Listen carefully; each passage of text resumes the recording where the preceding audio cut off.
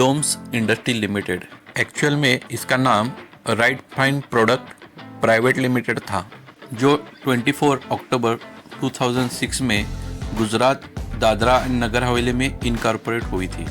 बाद में 11 अप्रैल 2017 का उसका नाम चेंज होकर डोम्स इंडस्ट्रीज प्राइवेट लिमिटेड हो गया।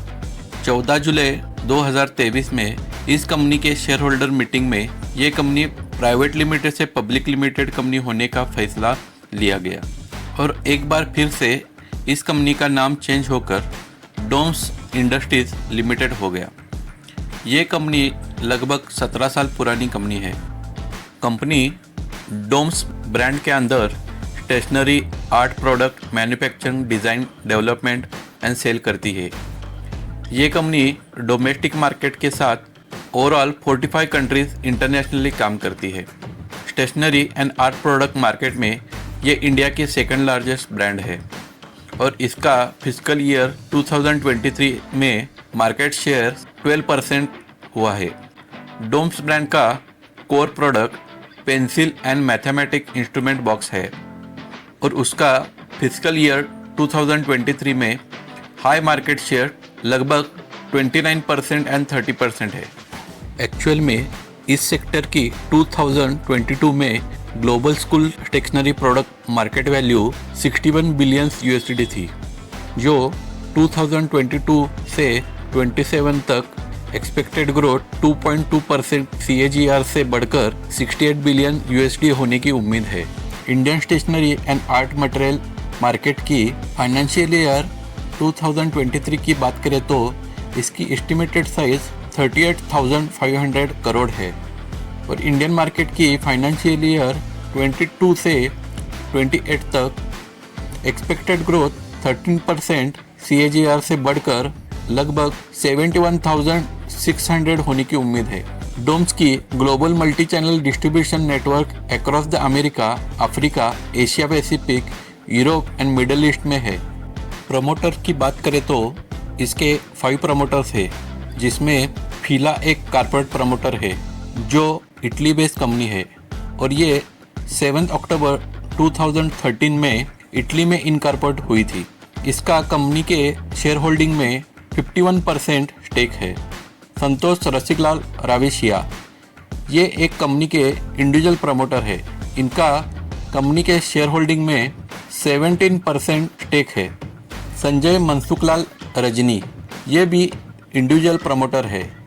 इनका कंपनी के शेयर होल्डिंग में 8.63% स्टेक है। केतन मनसुखलाल रजनी ये भी इंडिविजुअल प्रमोटर है।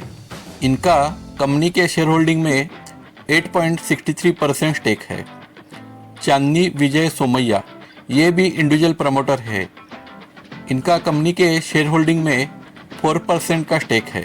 अदर दैन प्रमोटर्स सेजल संतोष रावेशिया इनका कंपनी के शेयर होल्डिंग में 4% का स्टेक है। शीतल हिरेन परपानी इनका कंपनी के शेयर होल्डिंग में 4% स्टेक है। प्रवीणा मनसुखलाल रजनी इनका कंपनी के शेयर होल्डिंग में 0.91% स्टेक है। ईला संजय रजनी इनका कंपनी के शेयर होल्डिंग में 0.91% स्टेक है। शिल्पा केतन रजनी इनका कंपनी के शेयर होल्डिंग में 0.91% स्टेक है। कंपनी का रजिस्टर ऑफिस गुजरात में है। उसका कॉर्पोरेट ऑफिस भी गुजरात में ही है।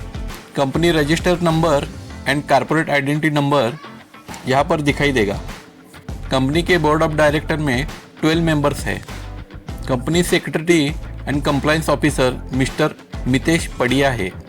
डोम्स IPO 13 दिसंबर को ओपन हो रहा है और इसकी क्लोजिंग डेट 15 दिसंबर है। इस डेट में आप IPO अप्लाई कर सकते हो। 18 दिसंबर को कंपनी अलॉटमेंट डिक्लेयर करेगी और रिफंड 19 दिसंबर को हो जाएगी। सेम डे शेयर आपके डीमैट अकाउंट में क्रेडिट हो जाएंगे। लिस्टिंग डेट 28 दिसंबर को है। IPO की फेस वैल्यू 10 रुपीज़ पर शेयर है। प्राइस बैंड 750 से 790 पर शेयर रखा है।